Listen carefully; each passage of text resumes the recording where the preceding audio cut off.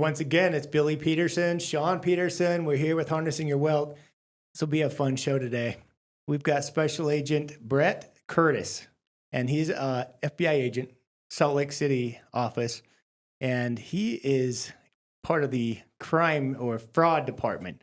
And we're here to talk with Bret today about what's going on in the world of fraud as it's growing by leaps and bounds. And Sean and I are dealing with this on a regular basis here, helping people who call us who have been suckered into some sort of a scam. Yes. And it's getting scary. And they swear it's not a scam. Yeah, right. It's not fraud. They're sure of it, 100%. Met somebody online. Yeah. You know, new romance brewing. Investment schemes. It's all out there. There's so many things that are becoming important to discuss. So for you listening today, please pay attention. Share this with other friends or family members. I can't tell you how many times people like my dad get suckered into something on a text message or an email, and they believe that they have to do something. It's an urgent request. They have to act. It's even from the IRS. Oh my God, the IRS is after me. I better click this button. So let's talk about it. Let's find out what the scams are, and let's find out how to protect yourself today. So welcome, Bret. Thanks for being here. Yeah, thanks for having me. Well, we are welcome. Let's talk about the latest and greatest. I mean, I'm sure your job is evolving. You've been doing this for a while, and you're seeing the scams become more and more sophisticated. What's going on? What's the latest stuff? They have some good scams out there. Right now, I think the biggest one that we're running into is their crypto investment scams. And what will happen is a victim will meet someone online.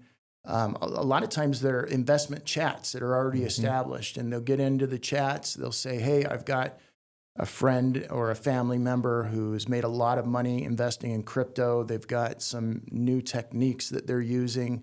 And if you're interested, I'll get you into the bottom line and you can make a lot of money. And so they introduce them to a specific investment platform, and they look real. They look really, really good.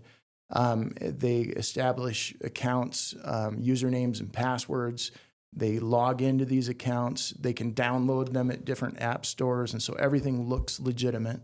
They get into the apps, and it will show trades. It will show everything that you would see in a real platform. And then the bad guys will invite them to invest a little bit. And so they'll invest a couple $1,000s, and their profits will soar.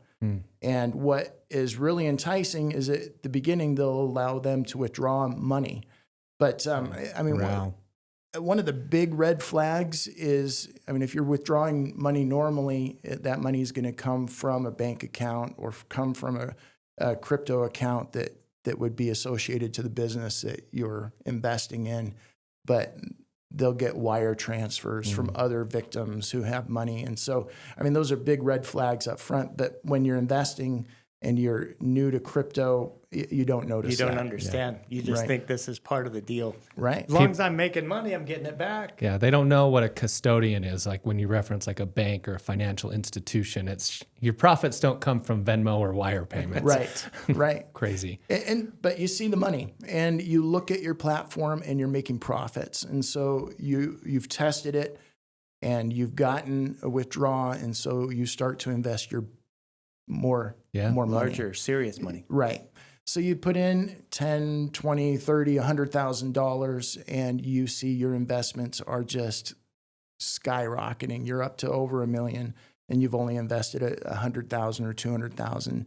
So you invite friends to also invest, and then the bad guys a lot of times will say, "Hey, if we get you to a higher tier, if we get you just a little bit higher, then you're going to be able to get into more lucrative trades." And so they will sometimes offer a loan, and they'll say, "Hey, we'll give you $100,000, and that will get you right over that tier." And so you get over that tier, you make your trades, and you're making more and more money. And then finally you say, "Hey, I've made a lot of money. I'm going to enjoy some of this, so I'm going to withdraw it." But then they say, "Oh, before you have to pay back that loan that you did." And so they'll pay back the loan. There's another $100,000, and then they say, "Well, there's also taxes and fees, and you have to pay all that," and it just never ends. But because there's always that that carrot out there, that multi-million dollars is going to take care of you for the rest of your life, a lot of the victims will just throw more and more and more money at it, hoping that eventually they'll be able to pull all that money out. It's a form of addicted gambling. Oh, I absolutely. mean, it's like going to the casino, but you think that you've got a line on it, and you start to see, like you said, it looks legitimate. There's an account. They're showing you your numbers, your values are going up, up, up. It's just like, when does the alarm bell ever go off? And that's what's so scary is people. This is such a new paradigm for people. They think that they figured it out, and then their whole retirement is now going to be magnified, and they've just hit it. Yeah. And we have clients, and we've dealt with this on a personal basis that have lost their entire retirement. Absolutely. Like, we're talking nearly $1 million in investing in stuff like this. Sounded just like you described. Yeah. But it was a gold investment. Oh, okay. And somehow they had the market on futures tradings with precious metals, and they're saying it's going up. I'm like, this is not typical. There's something wrong here. Mm-hmm. And they did not want to hear it. And what's interesting, I think, on this is we're seeing in the past with the romance scams, a lot of those are focused on elderly people and lonely people. These are some savvy investors that are falling for it. True. Some people that have made some good money, had made good investments. They know what they're doing, but because crypto is new, because a lot of people aren't super familiar with it, they don't know that it's weird. They don't know that it's wrong. And so they start investing and they just don't know better until it's too late. What is it always too late? Can people get their money back? Do you have any success stories? So we have an initiative. For this initiative to work, we need to act fast. And so in the last couple of years, we've been able to retrieve over $20 million. Oh, wow. And get it back to victims. Here in the state or nationally? Here in Salt Lake. Wow. We've been able to do that, which tells you how much Yeah, we're is missing out there. if we've been able to get 20 million. But a lot of that is because it's put into crypto accounts. If we find out about those crypto accounts right away, we can trace it. A lot of those cryptocurrency companies are outside of the United States, but they want to do business in the United States. And so they will cooperate with us. And so it really is based hard on to track, hard to I find. can imagine. Well, it's not so much that it's hard to find. It's we need to do it right away. The people that are behind this, the bad people, like I've heard stories that it's not just like one or two people. It's like companies that are formed, like dialing all day or texting all day. Is that true? Oh, absolutely. Really? I mean, from what I understand, there's been billions of dollars nationwide that have been stolen from people. And so we'll have whole call centers in other countries, in Asia, in India, in Cambodia. I know of some call centers over there where their whole business is to do the fraud. It's fraud. Yeah. And it's lucrative. It makes a lot of money. They're getting to where they can text you now, urgent text messages. I mean, they can impersonate people. Yeah. Yeah. What are you seeing with that? Some of the stories that you're seeing. Well, a lot of these, with this scam specifically, I mean, this really is one of the best scams I've seen because they'll have a whole tech support team that will be there that through that platform that you've downloaded on your phone and on your computer, you can reach out to people to help get investment advice and help you. And so it feels exactly like you're talking to a person from a real company. And so they'll have a team of people ready to talk to you as if they're from a real company. What about the AI thing? Now that's getting even to another level because now they can make someone's voice just appear as if grandma's calling, and it's even happened to my dad. And it was this called a grandparent scam or something, where they say that the grandchild is in trouble, he's in jail, an attorney's on the line. This happened to my dad, and it's had a little boy like crying or kind of pleading, "Please just don't tell my dad. Send money in. They just need your credit card, and then they'll let me out." I got caught, and I had drugs in my possession. He's thinking this is real. Right. And my dad has no idea that this is not him. And I think that's getting more and more sophisticated. Those are some mean scams. I remember a lady who came to us. Actually, she went to the local police and said, "Hey, my daughter's been kidnapped, and if I get off the phone, they'll kill her, and so I have to stay on the phone." So the local police called me and was like, "Hey, help us out." And I mean, it took quite a while to get her to finally hang up the phone, to convince her these aren't real. They don't really have your daughter. It's all fake, but it's that high pressure threat that you're like, well, what if it is real? Sure. And I hang up and it's my fault. Yeah. Yeah. Wow. But they're mean scams. They're getting too complicated. I mean, it even happened here in our office when somebody was it an email? It was an email. An email, and they sent it to a new hire that we had. She'd only been working here a few months, I think. And they told her, it's impersonating me, saying, "I need you to go buy these gift cards right now. I need these immediately. As soon as you get them, send me the card numbers because they're for a client or something." Yeah. She goes and does it. She's like, she doesn't know I wouldn't do something like that. Mm-hmm. And she's ready to fire him back when somebody, maybe it was you. I can't remember, but Happened someone to- put the brakes on it. Like, happened no, to see, Billy "What would are you doing? not do Wait a that. minute." We know he doesn't give people the company card that often, so careful. This was several $1,000s that, I just think this can happen so quickly to unsuspecting people. The scams are getting more and more sophisticated. So like you said, these companies are designing newer and better systems to get you to trust them. Right. Let's talk a little bit about the romance ones for Okay. all the folks out there who are lonely and looking for some companionship. What's the latest there? You know what? That one stays consistent. It's an oldie but a goodie. They know how to do it. What will happen is you'll have a chance encounter, or you'll meet someone through a dating site, and what makes the scam good is that the bad guys are willing to put a lot of time into it. And so they're willing to talk for weeks, sometimes months, for hours and hours every day before they ever even ask for money. And by the time they ask for money, there's an emotional connection.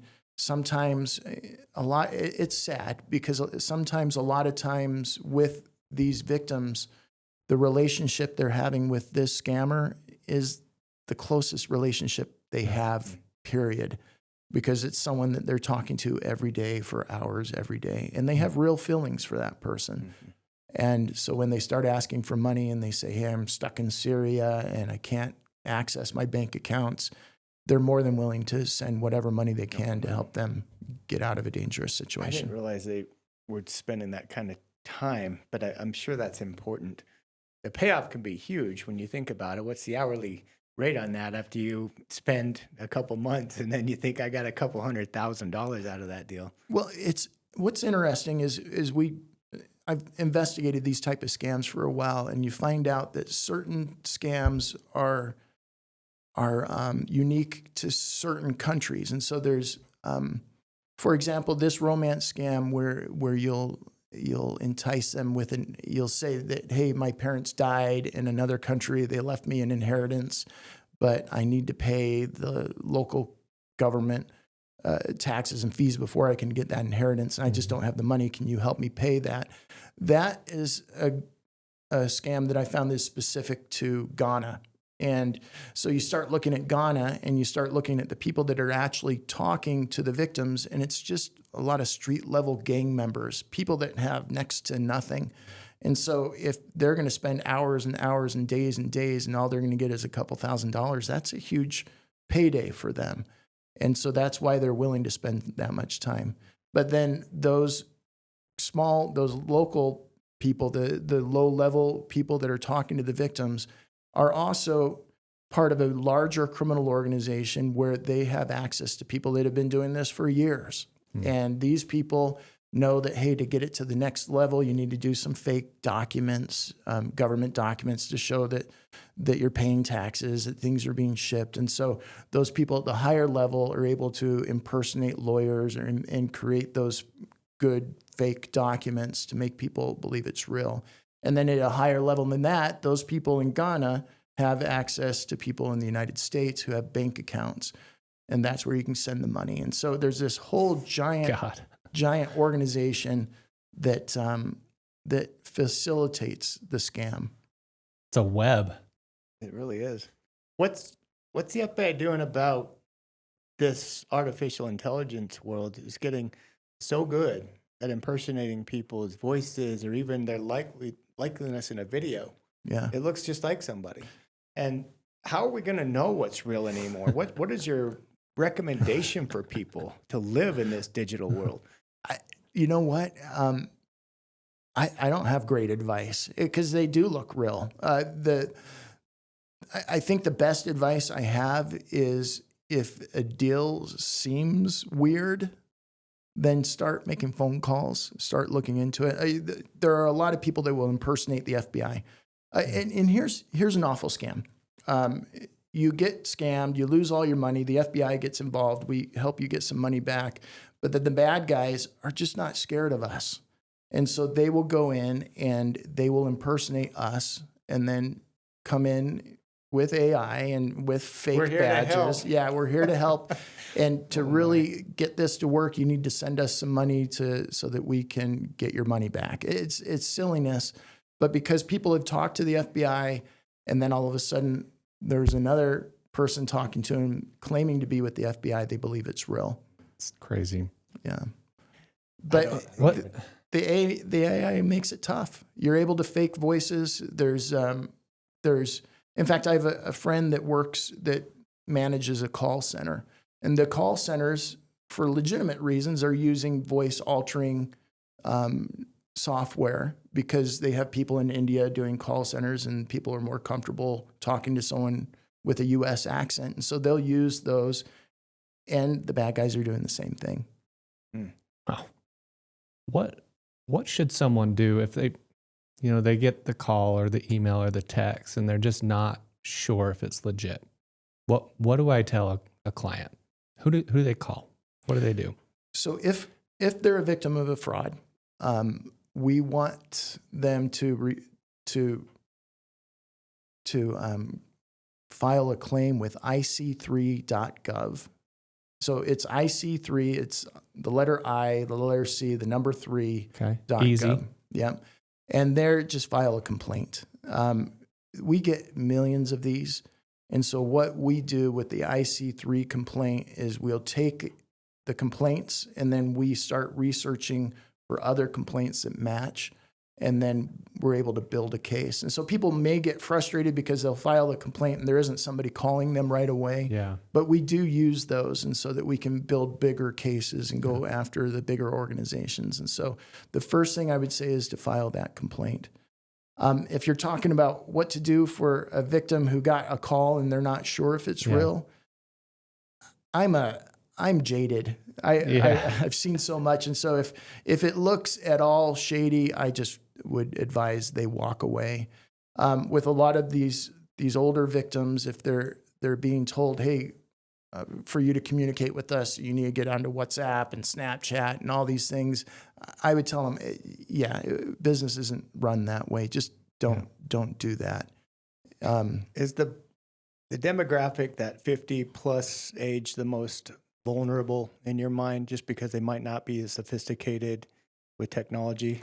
Yes, and usually they have more money. And so it's just a good group to go after. A great demographic. Because we see it quite often. I get tons of messages, and sometimes I'm not sure.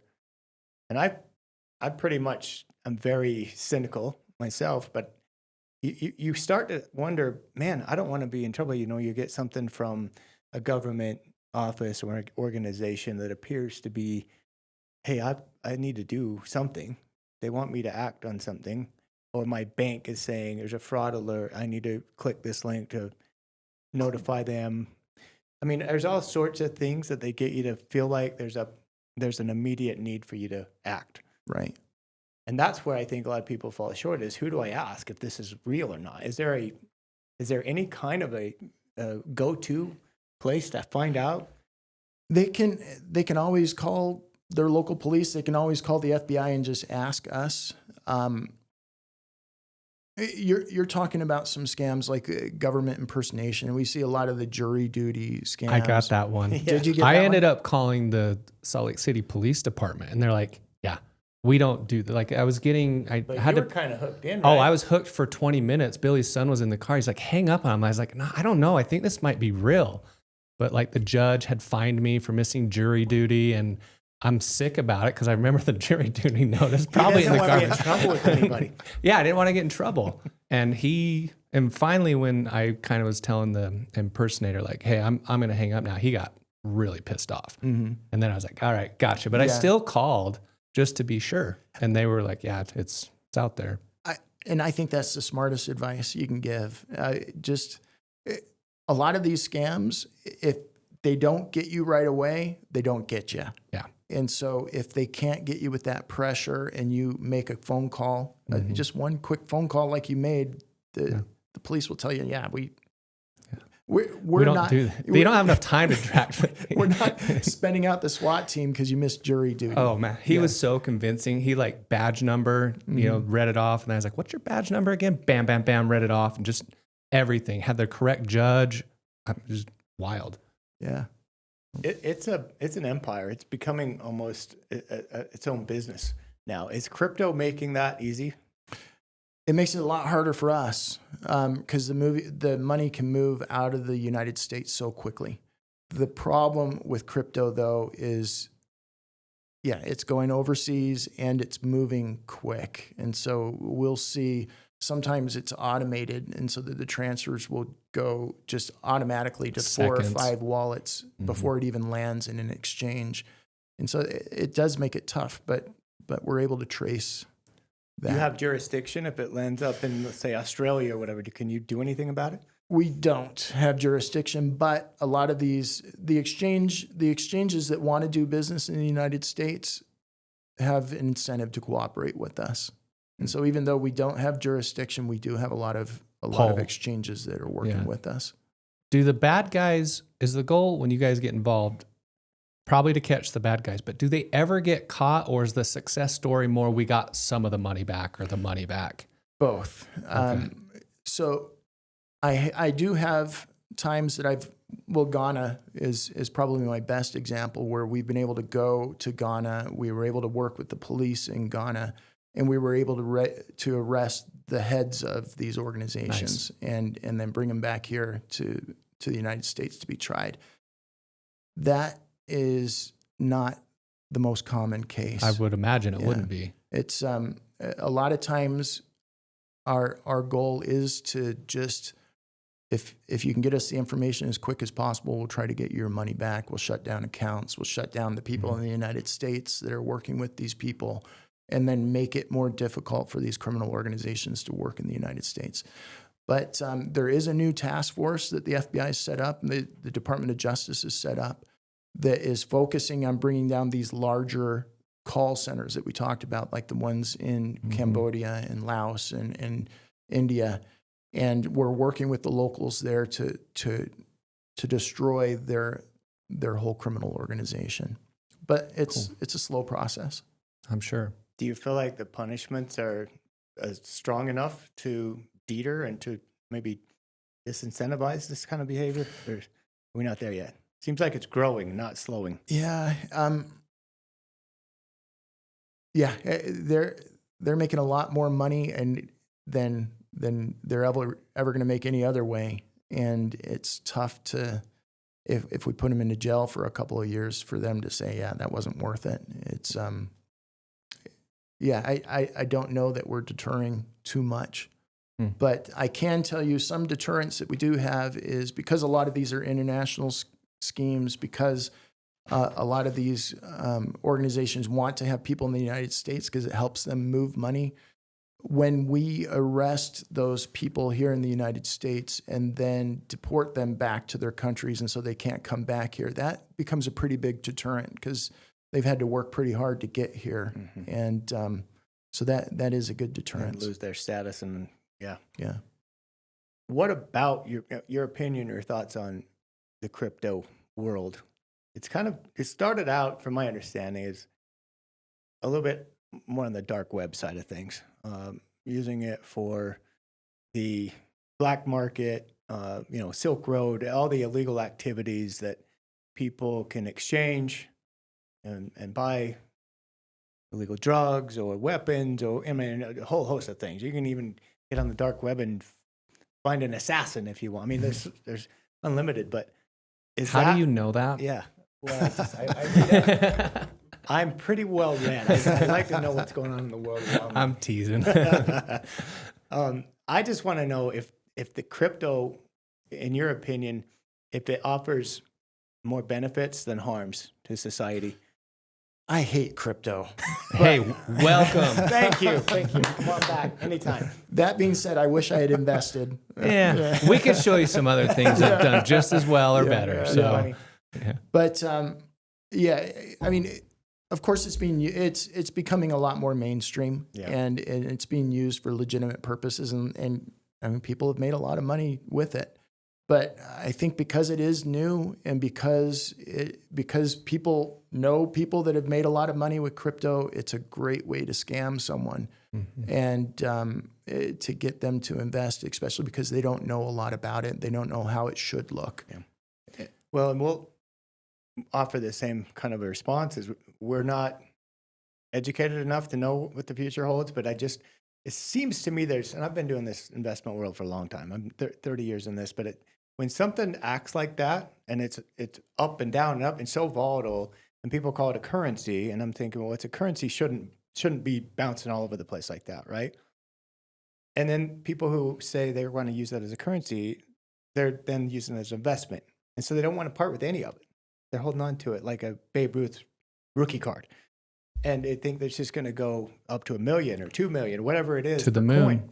And so, where's the rationality? There is no rationality. Well, I'll tell you a scenario just from last week. We had we traced at least around $300,000 to a crypto wallet, and we didn't know about it until last week. But this was over a year ago, and so it was valued at $300,000. But I looked at the money today and valued what that crypto was worth, and it was worth $75,000. And so I don't know. Like I said, I would have loved to invest it if I could have sold at the time that was right, but I'd hate to be that guy that bought a year ago and is selling right now because you would have lost You tons. don't know. And a lot of people who have made money, even they've had this 50% pullback, they still believe in a hook, line, and sinker. They're going to hold it forever. And a lot of high-profile people have said that and stated it. But again, I just wonder about the U.S. Treasury. Here we have our own currency, and I'm just kind of going through this because this is the way that people think in these scams. Is we have our own currency in this country, and if we somehow, even around the world, let a new currency take over, then what good is the dollar? And that's where I've always asked is when we're transacting for legitimate things, people are still okay accepting and giving dollars. Even though it's a fiat currency, it's only paper, but we all know what it's good for. We all know what we can do with it. And we all know it holds its value pretty much. But when you have a crypto, you don't know from day to day what it's going to be worth. Is it an investment? Am I going to hold this? Am I going to retire with this? Am I going to spend it on something else and then wish I wouldn't have? There's all those things are big questions in my mind. So I'm wondering how, when you find these scammers, is there a way to get in there and take the crypto and then exchange it back and give people back their money? Yeah. Is that what you guys are thinking? That's what you're doing? That's what we're doing. I'm sitting here thinking, scams. We've talked about a lot of older people getting scammed. When we're sitting here talking about crypto, we get it all the time. If a client sends in their kid or grandkid, that one of the first things they ask, do you guys do crypto? Are younger people, I know they probably don't have as much money as the older people, but are they still targets for these crypto scams or not so much? Absolutely. Really? Absolutely. It's whoever has money and whoever's online looking to invest. Yeah. Just seems like the younger generation. I mean, you would echo that. They just are falling in love with cryptocurrencies. Well, I think they fall in love with the idea of making millions making so this much fast. money that they won't know what to do, and they don't have to work. I mean, there's no longer you have to get a job and work. It's just my buddies did this, and we're investing, and everybody just thinks they're so smart. Mm-hmm. I hate to say it, but I think there's, you know, chickens are going to come home to roost at some point. And Yeah. we've seen this. I've written books on this stuff, the manias over centuries as a human race, and how people fall over and over again for the scam of the day, for the mania that's going on. And they just buy in. It's like, this is it. This is what we do. So money no longer, there's no concept of time or anything involved building anything. And, you know, crypto is what it is. It's just, you can't touch it. It's just, it's floating around somewhere. We don't know where, but it's out there. And Well, it's in Cambodia and Ghana and yeah, we're not sure. I just don't want to get ripped off. I'm not going to exchange anything. We're not recommending it, but I want to help our clients protect themselves the best possible way, so they're not victims of this stuff. We're reading billions a year, and a lot of times not recoverable or not recovered. And sometimes people are too embarrassed to even mention it.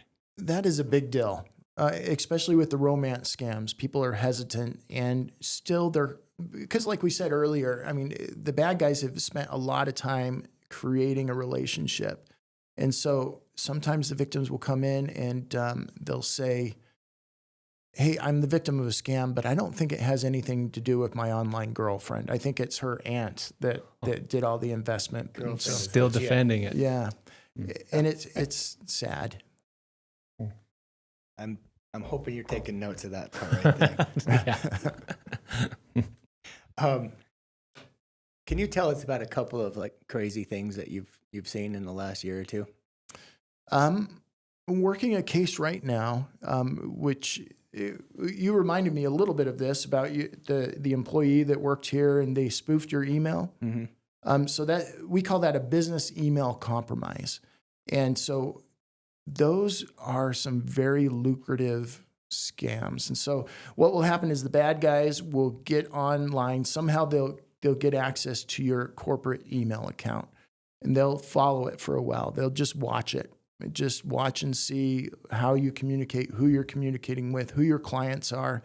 And then they'll get in there and then they'll spoof your email. And so if your email is I don't know what your email is. What is your email? Billy@petersonws.com. Okay. And so they do it Belize at Peterson at WF, whatever that was. Mm-hmm. So they just change one letter. And then they send an email. They're using language like they've watched in your emails, and they communicate with your client and then just say, instead of sending the $1.2 million that you needed for this construction project to this account, we want you to send it to this other account. Quick and easy. And it's so lucrative and so much money. And so now go back. How did they get access to your computer in the first place? I don't know. To monitor the emails and stuff? I don't know. Maybe they've sent you an email and you click something and all of a sudden, maybe they wanted to become your client, pretended like they were going to become your client, and so they get access to it, and then they have some cyber people that are able to hack into your account. And a lot of times we're not very careful with our emails, and it's not that difficult to hack into someone's email account. Yeah, and so that's what they'll do. And that's our policy is we don't transact over email. If a client emails us something, so if you're a client and you're listening and you're wondering why we call and get the verbal all the time, this is why. We want to get the verbal. We want to understand, make sure nothing fishy is going on. But now I don't know if we're getting fake AI voices. It's well, it's coming. I mean, seriously, it's the next step. It's already there. Yeah. It's already there. But one really good thing is that you have emails and you have phone numbers that are established. And so if they're receiving phone calls from you, but it's a different phone number than before, if they're receiving emails and there's any deviation at all, then it's always good to come in person too and talk. I'm scared. I'm scared about scammers. I don't know what to tell people sometimes. I appreciate all these comments. I mean, but everybody is really in their line of fire. Everyone is a target. A lot of people lose money. You guys you're tasked with helping individuals, yeah? Who helps the government? The government gets scammed itself. There's a ton of people out there trying to scam the government, which has got the biggest pockets in the world. Yeah. I mean, it's just, it's crazy what's happening all over the place with the sophistication and what we need to be aware of. So I guess it goes back to just having that conversation. What I'm worried about, Sean, is if people, we need to have that verbal, they call us and we call, but we get somebody else. We call, but we think we're talking to our client. That's what I was kind of and it's inferring. not our client. Yeah. Because I think they're already people that do illegal things, they already know what we can do. They're always ahead of us.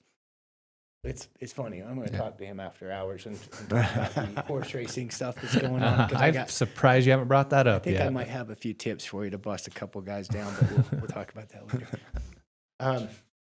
Are there main states that are bigger culprits than others? How is Utah in the rankings of crime and fraud? I don't know.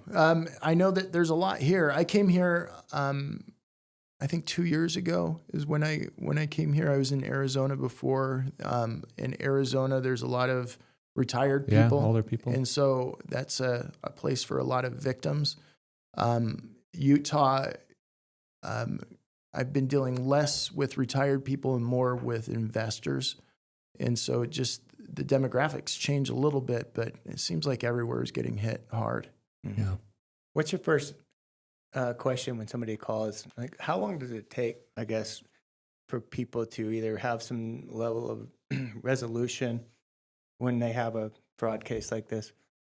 It takes years. Really? Yeah, Wow. it takes years.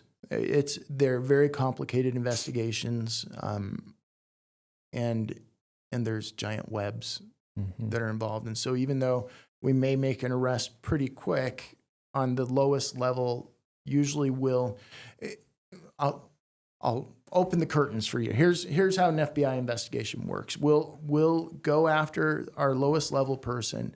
We arrest them and then we flip them. We get them to cooperate with us, to talk to us about the next level. The good thing about fraudsters is they're not loyal to each other.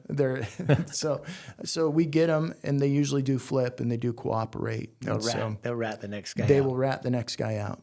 Yeah, just to be able to get leniency on their sentence or whatever. You can't offer them any money for that, right? Sometimes depends on what we're doing. Yeah, we do what we need to do. But mostly, if we've got good charges, then yeah, we just work with leniency. Well, even, and this is a different level of scam, but the Bernie Madoff situation, you're familiar with that, where he scammed hundreds of billions from unsuspecting investors who thought they had their money invested and were just making 20% a year. Finally came out of that collapse, and he'd never had a single dollar of their money invested.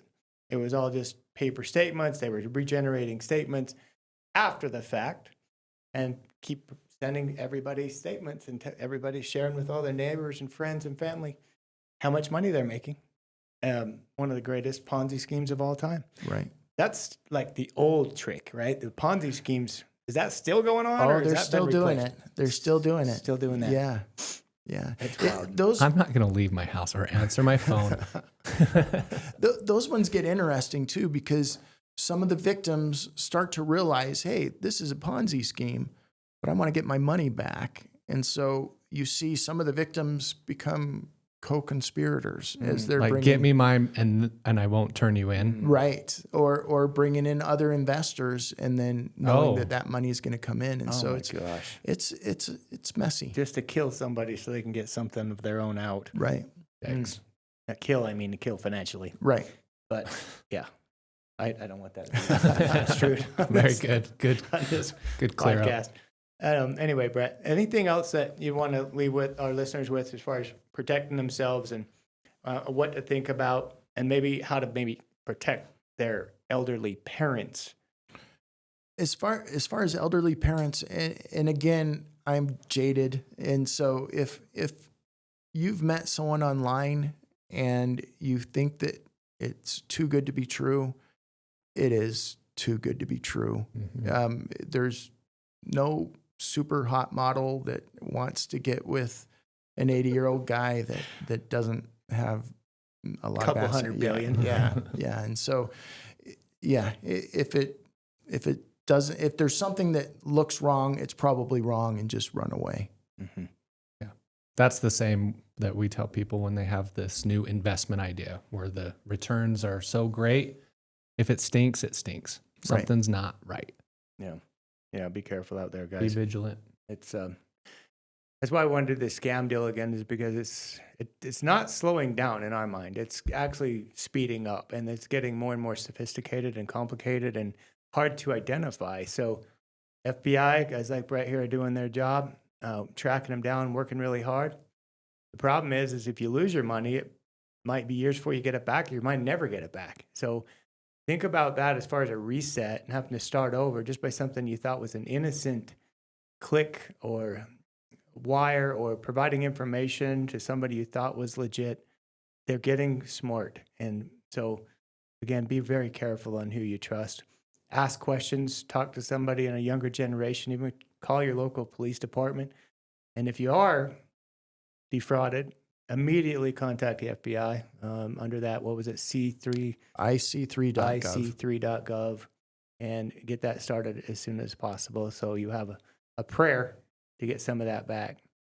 Talk to Sean, myself, anybody here in the office if you have questions, or even if you have your own experience with a fraud case. We want to share that with our other listeners and other clients. So thanks for joining us today, Bret. We really appreciate coming. Thanks you, Bret. Having me. Yeah, thanks for coming in. Appreciate you guys. Enjoy it. Till next time, stay in the saddle out there. Thank you for listening. For more information about today's show, please check out the show notes. Visit our website at www.petersonws.com or give us a call at 801-475-4002. Peterson Wealth Services is a registered investment advisor. This is a paid-for advertisement. Information presented on this program is believed to be factual and up-to-date, but we do not guarantee its accuracy, and it should not be regarded as a complete analysis of the subjects discussed. Discussions and answers to questions do not involve the rendering of a personalized investment advice, but are limited to the dissemination of general information. A professional advisor should be consulted before implementing any of the options presented. Peterson Wealth Services.